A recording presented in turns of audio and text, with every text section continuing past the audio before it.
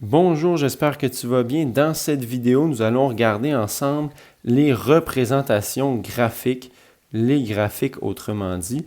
On va regarder comment faire un graphique, à quoi ça sert et les différents éléments du graphique. Donc, je suis dans les notes de cours à la page 33 pour qu'on observe ça ensemble, que tu puisses me suivre. Donc, on dit qu'un graphique est un mode de représentation d'une situation à l'aide de points, d'une courbe ou d'un ensemble de courbes afin de faciliter l'analyse de cette situation et d'en donner une vue d'ensemble.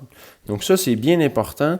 La vue d'ensemble, ça nous permet d'observer la tendance de ce qui se passe. C'est utilisé dans la météo, dans le domaine des statistiques, dans le sport. C'est utilisé dans le domaine de la santé aussi. Les sciences, c'est très, très utilisé. Ça nous permet de voir qu'est-ce qui se passe. Est-ce que c'est en train d'augmenter? Donc, lorsque la ligne ou la courbe va aller vers le haut, c'est une situation qui augmente. Il peut y avoir des situations qui vont baisser aussi, ou des situations qui sont plutôt stables, donc où la ligne, la courbe, va être horizontale. C'est facile à voir, on le voit rapidement, étant donné que nos données sont comme dans une sorte d'image, sont reliées, les points vont être reliés avec cette courbe ou cette droite-là. Donc, les différents éléments de notre graphique, comme tu peux le voir ici dans le quadrillé avec les deux flèches. Premier élément qu'on a dans le graphique, élément bien important, c'est qu'on doit avoir un titre dans le graphique. On doit le nommer et pour dire de quoi on parle dans ce graphique-là. Qu'est-ce qu'il représente? Quelle est la situation qu'on a? Une fois qu'on a nommé notre graphique, qui nous dit un peu de quoi on parle, quelle est la situation, on a deux axes. Donc, les deux axes, un qui est horizontal, qu'on appelle l'axe des X. On va en reparler plus tard. C'est l'axe horizontal. Et on a l'axe des Y, qui est l'axe vertical, la flèche vers le haut. Ces deux axes-là vont représenter quelque chose. Donc, on doit les nommer également, nommer les deux axes. L'axe des X, l'axe des Y, ils vont représenter quelque chose. Est-ce que ça va être des années? Est-ce que ça va être de l'argent, un nombre de points, la température? Ça peut être plein de choses, dépendamment de la situation, mais on doit absolument nommer pour dire de qu'est-ce que ça représente. Les nombres qui vont être là-dessus, ils représentent quoi? Ensuite, ce qu'on doit faire, c'est qu'on doit graduer nos axes. Donc, il va y avoir des chiffres, des nombres sur chaque ligne pour représenter, pour nous dire ça évolue et ça évolue, quelle est la valeur pour chacun des points qui sont dans notre graphique. Donc, on va devoir graduer ces axes-là, mettre des nombres dans notre graphique. Et ensuite, on va placer des points. Donc, placer des points selon les données que l'on obtient pour obtenir nos courbes.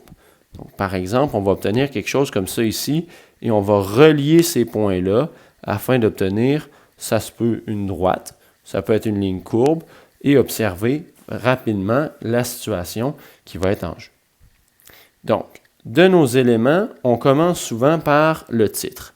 Donc, le premier élément, l'information importante qu'on doit donner, c'est titrer notre graphique, lui donner un titre. Et le titre, bien important, il doit décrire la situation.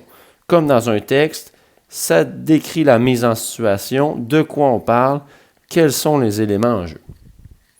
Une fois qu'on a placé le titre, on a dit qu'on doit nommer nos axes. Donc, nommer les axes, l'axe horizontal et l'axe vertical. Et lorsque tu les nommes, ne pas oublier d'écrire les unités. Donc, si on parle d'argent, on parle en dollars. Donc, tu vas devoir écrire les unités. Par la suite, une fois qu'on a nommé les axes, le troisième élément qu'on va devoir faire, c'est de graduer ces axes-là. On va choisir la graduation, mais on veut graduer les axes et la graduation doit être constante. Toujours la même graduation. On ne peut pas changer les bonds sur notre graduation. Donc, si on choisit des bonds de 10, on va devoir faire des bonds de 10 jusqu'à la fin. On ne pourra pas changer à des bonds de 20. Et le dernier élément, la dernière information, notre dernière étape, ça va être de placer les points dans le graphique placer les points dans notre graphique et ensuite de les relier. Graphique et les relier. Et s'il te plaît, le faire avec une règle, s'il te plaît, afin que ton graphique soit précis et propre. Ça, c'est ton enseignant qui te remercie d'utiliser ta règle. Donc, on a un graphique complet lorsqu'on a fait attention à ces 4 éléments-là. Tout d'abord, le titre, ensuite, nommer les axes, graduer les axes et placer les points et les relier avec une règle. On va faire un exemple ensemble à la page précédente. Donc, on voit ici une situation où on a 2 entreprises, l'entreprise A et l'entreprise B. Donc, je vais les mettre en couleur, on va les séparer en couleur. Donc, l'entreprise A va être en bleu et je vais mettre l'entreprise B en rouge. Je vais commencer dans la situation par dire de quoi on parle. Donc, on a T et on a N. Dans notre situation, T va représenter les revenus des entreprises. Donc, les revenus en dollars de nos entreprises et N sera le nombre d'années, donc les années. Au fil du temps, combien d'argent rapporte chacune des entreprises. On va se faire une table de valeur avec ça pour voir à chaque année combien d'argent rapporte chaque compagnie. Donc, je vais garder les mêmes couleurs. On va faire ça ici en bleu. Donc, ici, j'ai N et ici, j'ai T. Donc, mes années qui sont ici et le revenu, les revenus qui sont ici. Alors, lorsque j'ai l'année 0, au départ, mon terme préalable est de 500, donc l'entreprise A a 500 $. À l'année 1, comme je fais des bons de 250, à l'année 1, je vais avoir 750 $ pour l'entreprise A. Année 2, encore un bon de 250, donc maintenant 1000 $. Année 3, 1250, année 4, 1500, et ainsi de suite. On pourrait continuer. Pour l'entreprise B maintenant, je fais la même chose. Donc, mes années, mes revenus, comme ça ici. À l'année 0, l'entreprise B a 2500 $. Son terme préalable, 2500, il me met un 0 de trop ici, pardon. Donc, 2500 $ pour l'année 0, au départ. Après un an, l'entreprise B perd de l'argent, donc moins 500, ce qui veut dire que ses revenus sont maintenant de 2000 $. À l'année 2, 1500, donc de nouveau, on a soustrait 500. À l'année 3, on est à 1000 $. À l'année 4, 500, et ainsi de suite. Donc, on observe qu'on a ici une augmentation, et pour l'entreprise B, ici, ça diminue au fil du temps. Pour nous aider à remarquer ça, à avoir la tendance, à avoir une vue d'ensemble de tout ça, sans avoir à regarder plein de nombres, c'est là qu'on va utiliser notre graphique. Donc, dans notre graphique, on parle de quoi dans la situation qui est ici? On parle du revenu ou des revenus des entreprises A et B au fil des ans.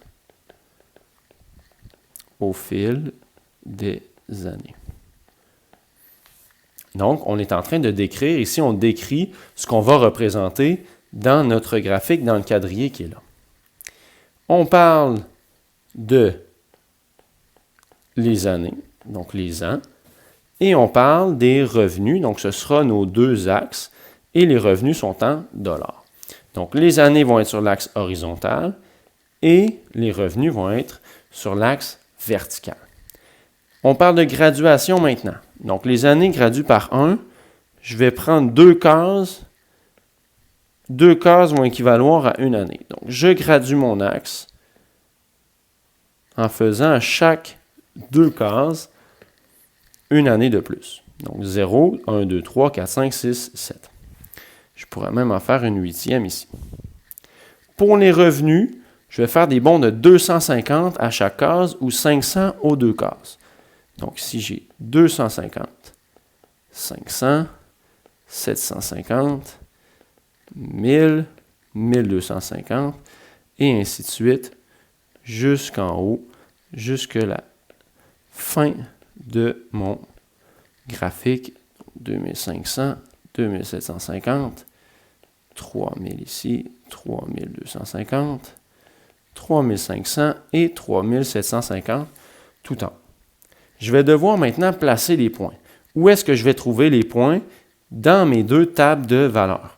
Donc, je vais commencer par l'entreprise A, les points qui sont en bleu. Donc, le premier point que je dois placer, c'est 0,500. Donc, à l'année 0, quand je suis en face du 0 ici, je dois avoir un point bleu à 500. Donc, je vais placer mon premier point ici en bleu. À l'année 1 maintenant, on est à 750. Donc, en face du 1, je vais placer un point à 750, juste ici. À l'année 2, nous sommes à 1000. Donc, en face du 2, je vais placer un point à 1000. À l'année 3, on est à 1250. Année 4, 1500, et ainsi de suite. Si tu prends ta règle et que tu relis ces points-là, tu remarqueras que ça fait une belle ligne droite qui continue jusqu'à la fin du graphique de cette manière-là. Donc, les points sont alignés et les suivants vont l'être également. Une belle ligne droite en bleu qui est l'entreprise A. Je fais la même chose pour l'entreprise B. Donc, l'entreprise B, en face du 0, on va être à 2500. Donc, je mets un point rouge en face du 0 à 2500 ici plus haut. À l'année 1, nous sommes à 2000. Donc, en face de l'année 1, je vais avoir un point à 2000 juste ici. 2000.